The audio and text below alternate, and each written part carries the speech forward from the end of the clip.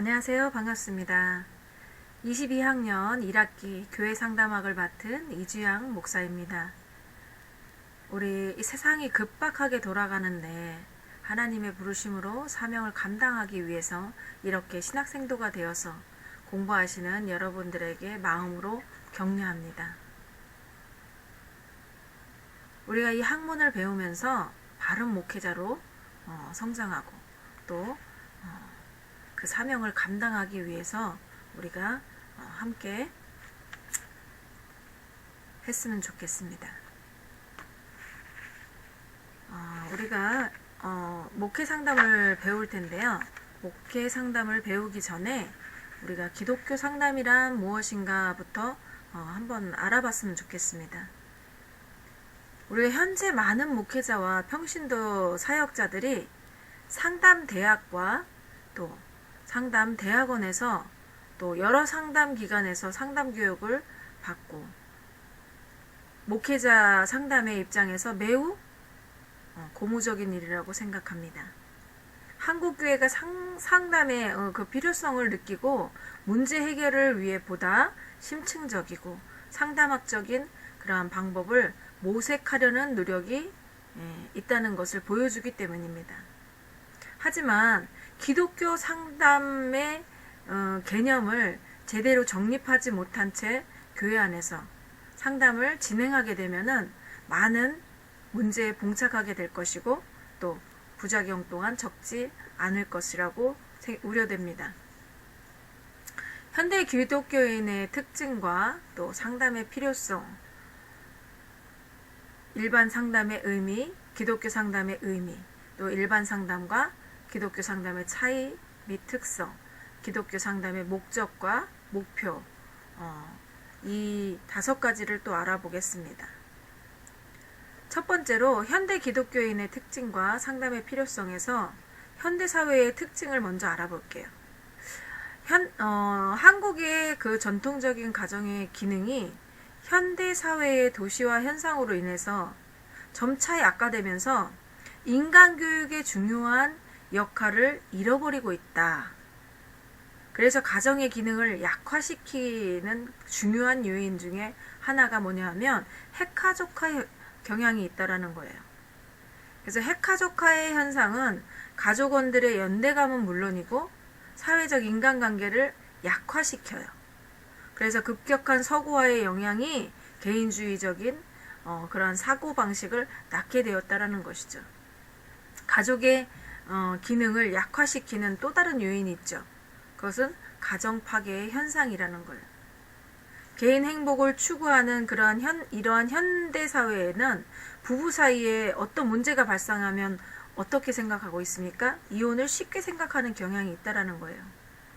그래서 현대인의 개인주의적인 그 생활 양식은 인간 소외와 함께 심리적 유대관계를 단절시키는 그러한 결과를 초래했다.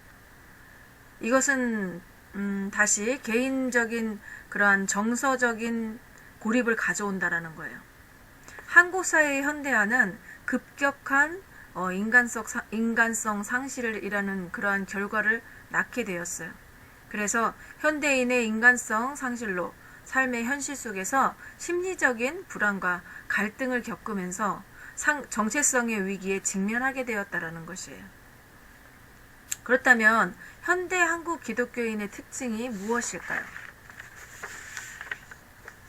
한국교회는 세계 선교 역사에서 그 유래를 찾아보기 힘들 정도로 그러한 급격한 성장을 거듭해왔고 급격한 성장만큼이나 급격하게 또 하향세를 타고 있다라는 거예요.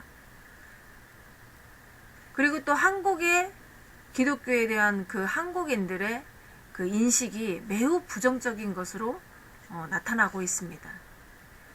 현재 한국교회의 특징이 이러한 것들 때문에 좋지 못한 부정적인 인식이 되어진다는 거예요. 첫 번째 뭐냐면 샤머니즘적인 신앙이라는 거예요. 또 두 번째로는 기복신앙이고 세 번째로는 신비주의적인 신앙, 네 번째로는 행함이 없는 그러한 신앙입니다. 다섯 번째는 이기적인 신앙, 6번째는 물량주의적인 신앙. 7번째 마지막인 비성경적인 신앙입니다.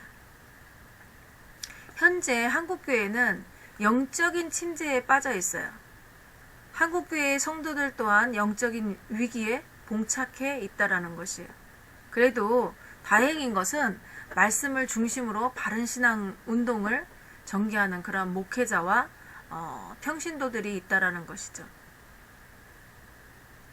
그러면 우리가 이 상담을 해야 하는 이 필요성을 알아봐야 되겠죠. 현재를 살고 있는 그 사람들은 가치관의 혼란에 빠져 있어요. 현실 속에서 소외감과 깊은 좌절감에 빠져 있다라는 것이죠. 그리고 삶의 방향을 정립하지 못해서 내적인 갈등 속에서 괴로워하고 있다라는 것이에요.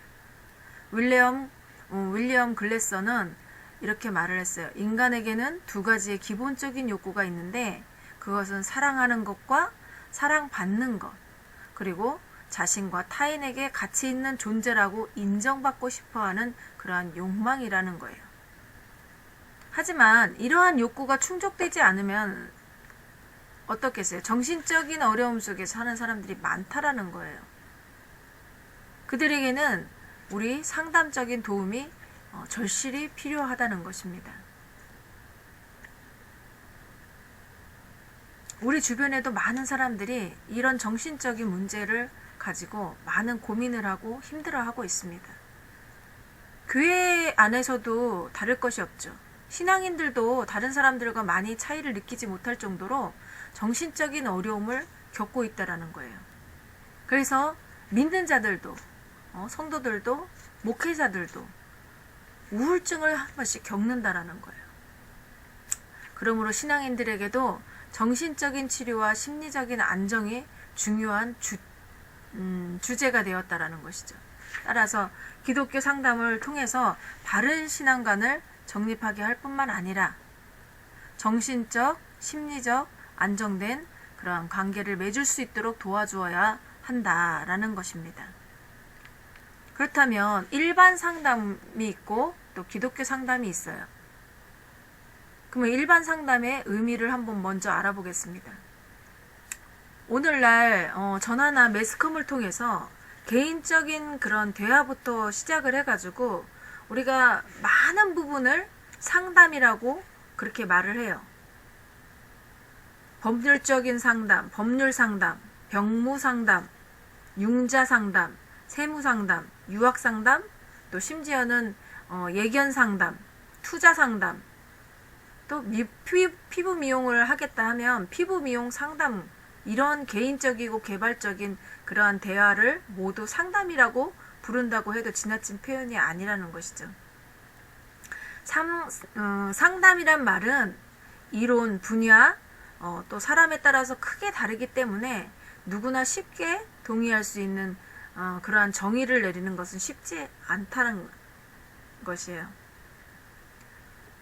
상담이란 용어는 라틴어에서 왔는데 그 고려하다, 반성하다, 숙고하다, 조언을 받다, 조언을 구하다 등의 다른 의미를 내포하고 있습니다. 동양에서 사용하는 그 상담이라는 한자의 의미를 찾아보면 나무목과 눈목으로 이루어진 그러니까 서로 상자가 되었어요. 그래서 두 그루의 나무가 눈을 맞대고 마주한다라는 뜻으로 쓰이는 낱말이에요. 또 말씀언과 태울염이라는 그 두 글자로 조합된 이야기 담과 또 화롯가에 앉아서 이야기를 나눈다는 의미를 지닌 낱말이라고 합니다. 그리고 한 사람은 도움을 받기 위해서 또 다른 한 사람은 도움을 주기 위해서 대화를 나누는 그러한 조력적인 면담을 의미한다라는 거예요. 그래서 현대적인 의미의 상담은 조언 외에도 어떤 것이 있냐면 심리치료, 생활지도, 그 다음에 태도의 변화, 행동수정, 의사결정, 문제해결, 정보 제공 등의 그러한 전문적인 기법에 의해서 새로운 기능을 보유하고 있다는 것입니다. 그래서 상담에 대한 정의를 내리자면 인간관이나 그러한 인간의 본성에 대한 이해가 서로 다르기 때문에 학자들마다 서로 차이가 있지만 몇 가지 특징이 있어요. 첫 번째로 뭐냐면 상담이 성립되려면 어떻게 해요? 도움을 필요로 하는 누가 있어요? 내담자가 있어야 돼요. 그리고 내담자가 있다면 도움을 주기 위한 그 상담자가 있어야 된다라는 거예요. 둘째는 상담은 전문적으로 교육받고 또 훈련받은 그런 상담자에 의해서 제공되는 전문적인 활동이다라는 것이고, 또 세 번째로는 상담은 상담자와 내담자의 그러한 관계에 기초를 둔 상호 협력 활동이다. 네 번째로는 상담은 의사결정과 문제 해결에 관여를 한다. 다섯 번째는 상담은 내담자로 하여금 새로운 행동을 학습하거나 또 새로운 태도를 형성하도록 하는 것이다. 여섯 번째는 상담은 내담자의 성장과 발전을 안내하고 조력한다. 그래서 일반적으로 상담이란 도움을 필요로 하는 그 내담자와 전문적인 지식을 가지고 있는 그러한 상담자 간의 대면 관계에서 언어라는 그러한 매체를 가지고 여러 가지 인격적 성장을 도와주는 그 일련의 과정이라고 말할 수 있습니다. 일반적인 상담의 의미를 알아봤고요. 또 기독교 상담의 의미를 우리가 알아봐야 하는데, 기독교에서는 상담과 관련되어서 사용하고 있는 그러한 용어가 있죠. 기독교 상담, 기독교 심리치료, 목회 돌봄, 그 다음에 목회 심리치료, 성경적 상담, 영성 상담, 또 종교 상담, 목회 상담 등이 있어요. 이것을 개념적으로 분류하면 돌봄, 또 상담, 치료로 분류되어 있다라는 거예요. 그래서 돌봄과 상담은 목회적인 모형을 하고 있고, 또 심리치료는 의학적 모형을 가지고 있다고 얘기할 수 있으며, 돌봄과 심리치료 모두 변화의 과정을 나타내는 그런 개념을 가지고 있다. 기독교 상담이라는 용어는 언제 나왔냐 하면 1970년대에 아담스라는 사람이 일반 심리학을 무비판적으로 받아들이는 그런 목회 상담을 거부하면서 성경적 상담을 주장한 것이 계기가 되었어요.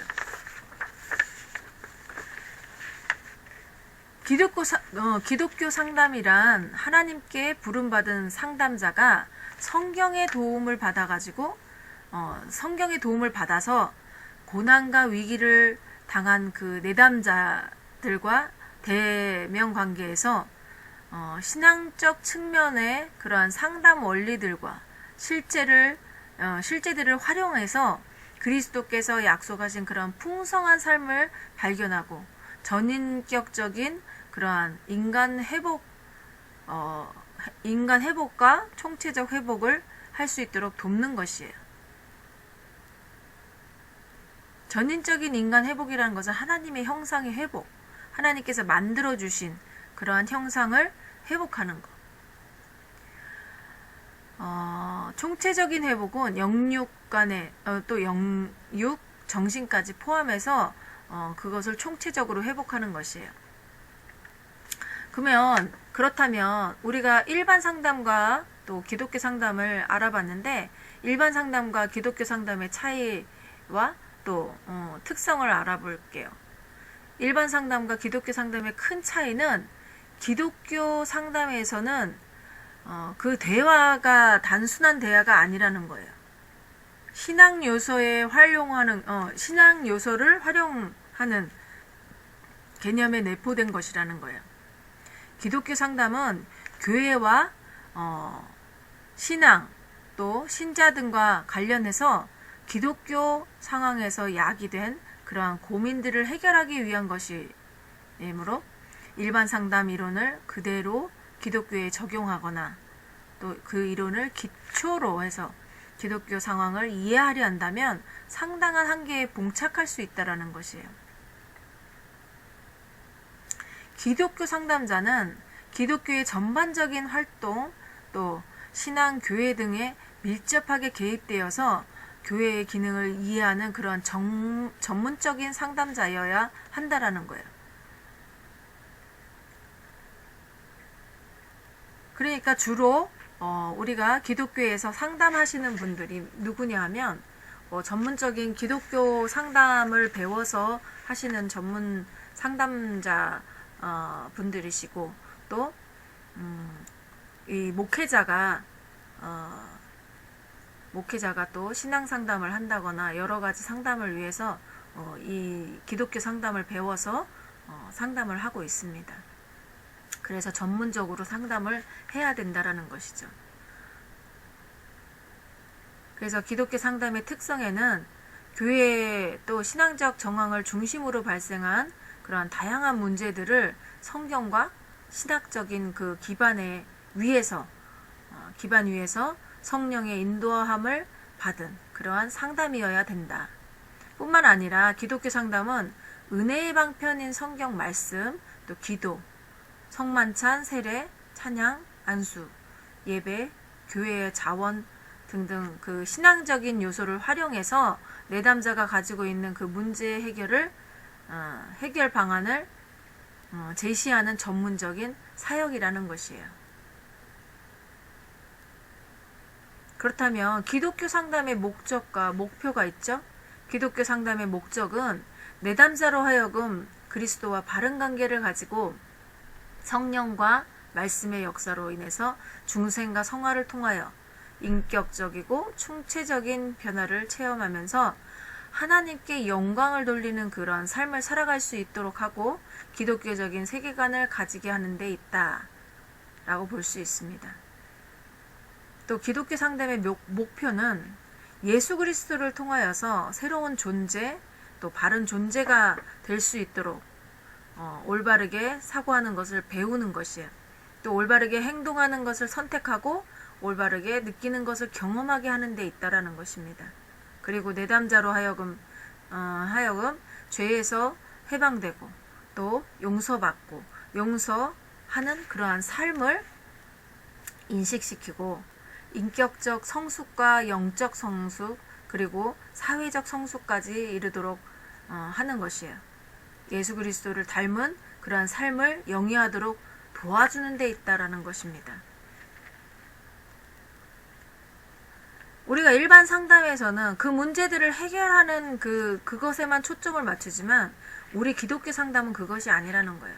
기독교 상담은 우리가 그 신앙적인 요소를 가지고 활용해서 이 사람이 정말 예수 그리스도를 닮아가는 삶을 살아갈 수 있도록 조언도 해주고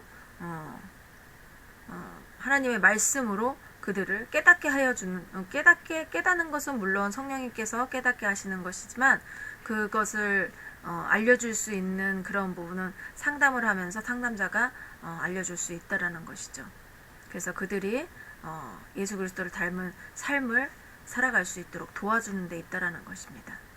그래서 기독교 상담이 추구하는 그러한 성숙한 그리스도인의 삶을 영위하기 위해서는 자아관이 확립되어야 돼요. 그리고 원만한 대인관계가 되어 있어야 되고 건실한 생활태도를 갖추어야 한다라는 것입니다. 자아관 확립은 내담자 자신의 존재하는 그러한 의의와 목적을 바로 알고 그리스도의 품격을 닮아가는 그러한 것을 말하고 있어요. 그리고 내담자들은 성숙한 사회생활을 하면서 신앙을 통해서 원만한 대인관계를 할 수 있어야 된다라는 것이에요. 또한 내담자들은 자신의 문제들을 해결한 후에는 또 건실한 사회인으로서 바른 생활을 할 수 있어야 된다라는 것입니다. 그래서 기독교 상담은 기독교 신앙에 대한 그러한 바른 이해와 신앙관을 가지고 임해야 한다라는 것이죠. 기독교 신앙은 유일신적인 또 역사적인 목적론적인 그다음에 계시적이고 경험적이고 교제적이고 사실적인 또 구원적 공동체적 종말론적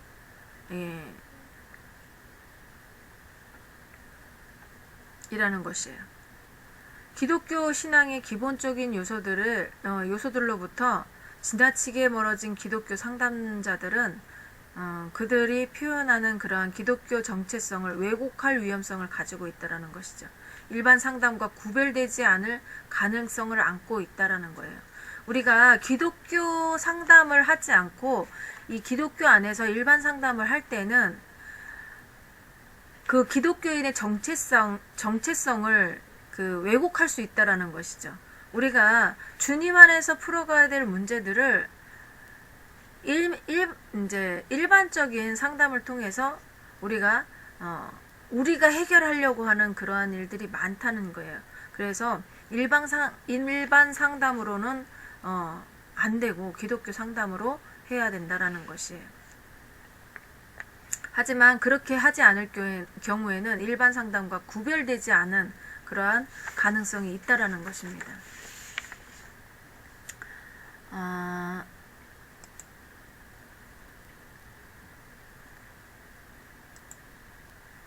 그 다음에 기독교 상담의 역사를 이해하는 그러한 기독교 상담의 역사를 이해해야 하는 부분에 왔습니다. 일반 상담 심리학의 그 이론적 발전에 영향을 미친 것은 누구냐면 프로이트예요. 그 프로이트와 그 추종자들이 그 추종자들에 의한 그 정신분석학의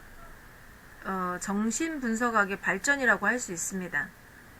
그리고 정신분석학의 영향을 받아 종교와 의학의 관련성을 모색하고자 1905년 보스턴에 있던 그 임마누엘 감독 교회를 중심으로 해서 펼쳐진 임마누엘 운동이 이 현대 기독교 상담학의 모태가 되었다라는 것이에요. 현대 기독교 상담은 심리학이 발달하는 그러한 초기에 목회자들이 심리학을 활용해서 교인들의 문제를 해결하고 도울 목적으로 심리학을 받아들이면서 그 기독교 상담으로 발전하게 된 것이에요. 1920년대 안톤 보이스는 살아있는 인간 문서라는 그러한 개념을 제시한 아래에 목회 상담은 점차로 발전하게 되었다라는 거예요. 1936년 미국의 각 정신병원에서 전도하던 그 보이스는 자신이 정신병원에 입원했던 그러한 경험을 토대로 해서 인간 정신의 탐구라는 책을 출판했어요. 그래서 정신치료와 종교에 관심을 갖고 있던 사람들을 자극했다라는 거예요. 그리고 1960년대 그 중반 하워드 클라인벨은 하워드 클라인벨이 저술한 그 현대 목회 상담학은 기독교 상담학에 활기를 주었고 또 그 후에 기독교 상담에 대한 그러한 연구가 매우 급진전이 되었어요. 그리고 1970년대에 제이 아담스라는 심리학자가 그 심리학의 수용을 배제하면서 권면적 상담을 펼침으로써 기독교 상담이라는 그러한 새로운 영역이 시작되었다는 것입니다. 그렇다면 우리 성경에 나타난 상담의 역사를 한번 살펴볼게요. 구약시대의 상담은 어떠했을까? 구약에서 상담이라는 그 개념으로 사용된 그러한 단어는 어원적 측면에서 출애굽기 18장 19절에서 나오는 그런 방침이라는 이 말로 대표를 합니다. 모세가 사역 초기에 많은 업무를 시달리고 있을 때 장인 이드로가 내가 내게 방침을 가르치리니 라고 말을 했어요. 그리고 작은 일은 사람을 세워서 맡기고 중요한 일만 취급하라고 그렇게 충고를 해주었습니다. 그래서 구약에서 상담이라는 그 단어가 나오는데 총 204회 사용되었다라는 거예요. 구약시대의 상담자는 가장이나 족장, 또 사사나 왕, 예언자, 지혜자 등이 개인이나 그 집단 가운데서 상담자의 역할을 했다는 것이에요. 하나님이 주신 지혜를 활용하여서 문제들을 해결하는 데 최선을 다했다라는 것입니다. 그렇다면 신약 시대의 상담은 어떠했을까요? 신약 시대에서는 상담이라는 그러한 단어는 구약에서와 마찬가지로 직접 사용하고 있지 않지만 상담 관련 그 교훈과 실제적 사례가 많이 나타나고 있음을 볼 수 있어요. 신약 성서에서 나타나는 그러한 단어 가운데 상담으로 표현할 수 있는 단어는 뭐냐면 사도행전 13장 36절에 상의하다라는 말이 있고요. 사도행전 20장 31절에 훈계하다, 요한복음 18장 14절에 권고하다, 요한복음 14장 16절에 위로자라는 말, 또 로마서 11장 34절에 모사, 이런 단어들이 있다라는 거예요.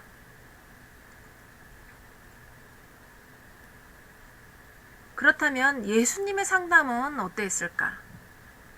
예수님 상담 사역의 그 특징은 인간 이해와 직결되어 있어요. 요한복음 2장 24절로 25절에 예수님은 완전하신 인간으로 또 인간의 본성과 실체를 정확하게 이해하셨다라는 것이죠. 예수님의 그 인간 이해는 현대 심리학의 입장에서 볼 때 가장 정확한 상담적인 접근을 위한 기초라고 볼 수 있습니다.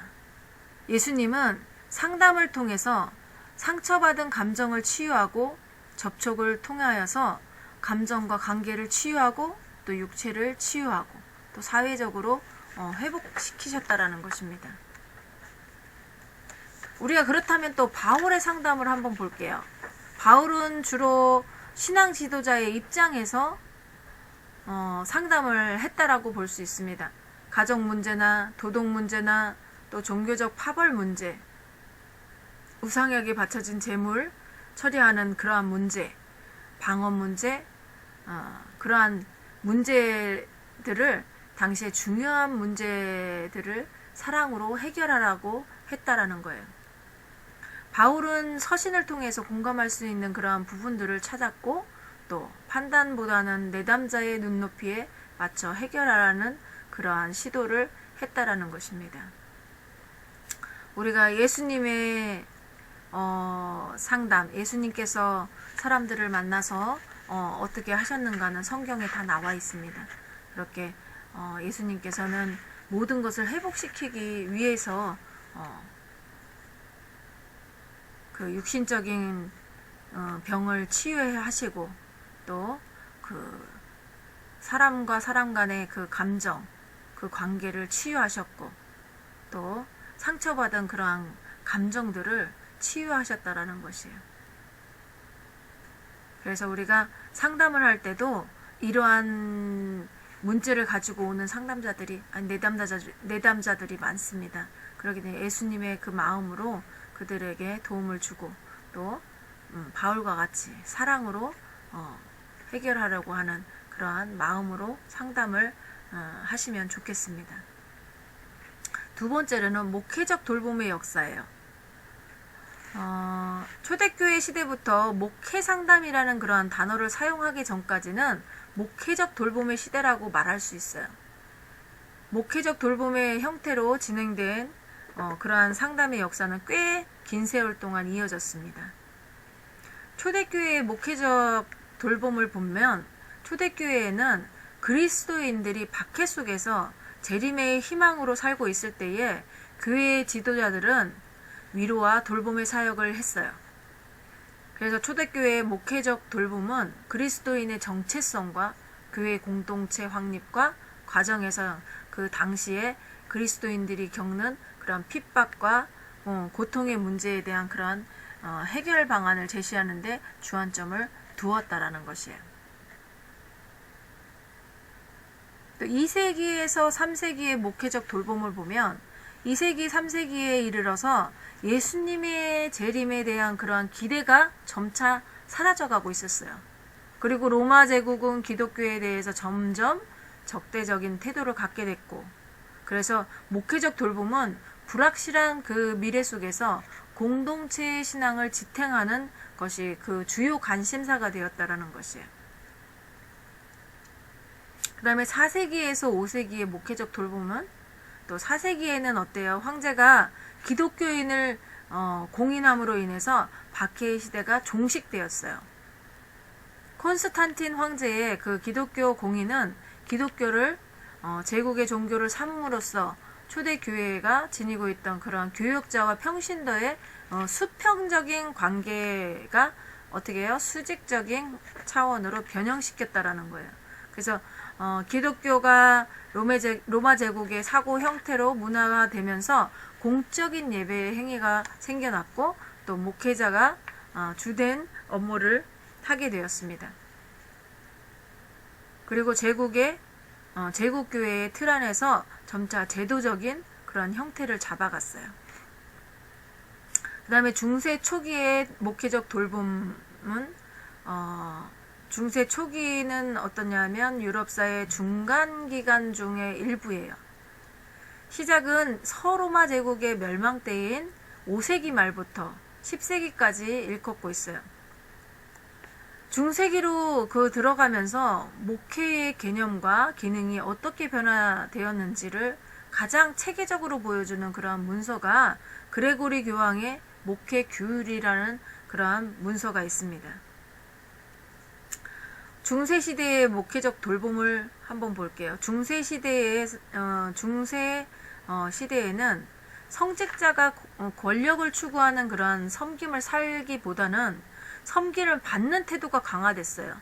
그래서 목회적 돌봄의 기능이 점차 약해지고 있었죠. 목회자가 돌봄을 해야 되는데 성도들을 돌봐야 되는데 자기가 섬김을 받으려고 하는 태도가 생겨났다라는 거예요. 그래서 목회적 돌봄의 기능이 점차 약해졌다라는 것이죠. 그러나 이때의 시대에도 프란치스와 같이 권력을 추구하지 않고 가난한 자들과 소외된 자들을 겸손히 섬기는 그러한 삶을 살았던 성직자들도 많이 있었습니다. 그 다음 시대가 개혁시대예요. 개혁시대의 목회적 돌봄은 어떠했는가? 만인 제사장설과 성경을 모든 구원과 신앙 성장의 핵심에 두면서 목회적 돌봄의 사역이 그리스도에게서 떠난 자들을 돌아오게 하고 또 약한 자를 붙들어주고 또 죄에 빠진 자에게 회개함으로써 회복할 기회를 주고 모든 성도들이 선한 일에 힘쓰도록 격려하는 일을 담당하게 되었다라는 거예요. 이때 개혁시대에 사람들이 있죠. 마틴 루터의 목회적 돌봄은 루터는 만인 제사장설에 근거해서 목회적 돌봄의 관심은 단순히 목회자만이 아니라 모든 기독교인의 책임을 말하고 있다고 말했습니다. 목회적 돌봄의 대상은 병든 자, 유혹에 빠진 자, 슬픔에 젖은 자, 실수한 자, 방황하는 자들, 또 목회적 관심은 위로 목회에 있다고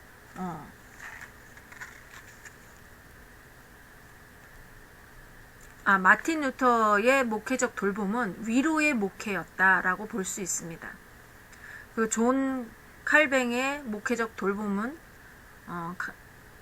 알아보겠습니다. 칼뱅은 하나님 중심적인 그러한 신학 원리로 목회, 교육 그리고 목회적 돌봄 사역에서 말씀을 강조하고 있다라는 거예요. 고통과 역경 중에 있었어도 성도가 변화의 삶을 위해서 하나님 앞에 자신의 연약함을 고백하고 또 말씀에 더욱 의지하여야 할 것을 가르쳤다라는 거예요. 그러니까 하나님 중심적인 신학 원리로 목회를 했다라는 거죠. 교육을 하고 목회적 돌봄도 말씀을 강조했다라는 것입니다. 그리고 개혁 이후에 그 목회적 돌봄을 알아보면 종교개혁 이후에 개신교 목회자들 가운데 백스터라는 그런 백스터라는 그런 목회자가 있는데, 목회적 돌봄을 적극적으로 적용한 그런 대표적인 사람이에요. 그는 회중들의 가정을 돌보는 어버이로서의 목회자상을 강조했습니다. 그리고 자신의 목회지에서 하루에 1시간씩 교회 가정들을 방문을 해서 돌봄 사역을 했다라는 것이에요.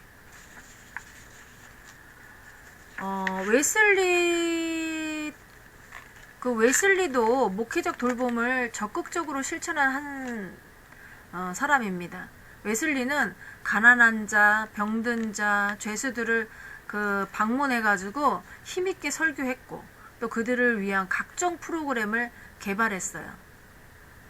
그래서 목회적 돌봄의 새로운 모델을 제시한 사람 가운데 프레드릭이라는 분도 있습니다. 그는 프랑스 복스라는 그러한 산간 지방의 5개의 작은 마을을 교구로 해서 교인들의 가계나 신앙의 경향, 행동, 성격 등을 세밀하게 기록을 해서 말을 타고 다니면서 50년 동안 돌봄 사역을 감당했습니다. 이렇게 기독교 상담의 역사를 우리가 한번 목회적 돌봄의 역사를 한번 알아봤습니다. 그렇다면 목회 상담의 역사도 알아봐야 될 텐데요. 목회 상담의 역사에는 목회 상담의 태동이 어떻게 되었나, 계몽주의를 통해서 신앙이 이성주의와 세속주의가 혼합된 그러한 형태를 갖게 되었고, 또 교회 생활은 일정한 제한을 받지 않고 자유롭게 참여하는 그러한 분위기가 형성되면서 종교적인 그러한 사유화 현상이 나타나게 되었다라는 거예요. 이와 같은 현상이 일어나면서 목회적 돌봄의 그러한 역할도 그 과거에 어떤 권징으로서의 목회적 돌봄이 회심과 종교적 삶을 육성하는 방향으로 바뀌게 되었다라는 거예요.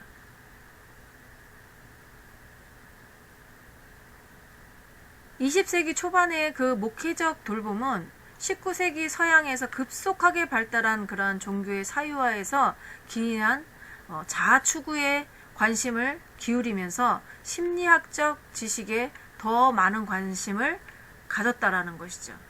이 과정에서 1905년 보스턴에 있는 그 임마누엘 감독교회를 중심으로 펼쳐진 그런 임마누엘 운동이 일어났는데, 정신분석학이라는 그런 전문 지식을 결합시킨 그 목회적 돌봄을 만들어냈다는 것이에요. 그렇다면 목회 상담의 출발은 어디서부터 되었는가? 임마누엘 운동, 또 사회복음 운동, 과학적인 종교심리학을 발달시키려는 그런 운동이 쇠퇴하면서 새로운 목회적 돌봄의 형태가 시작되었어요. 이것이 뭐냐면 임상목회 교육이라는 그러한 운동입니다. 이 운동을 적극적으로 이끈 사람이 보이슨이에요.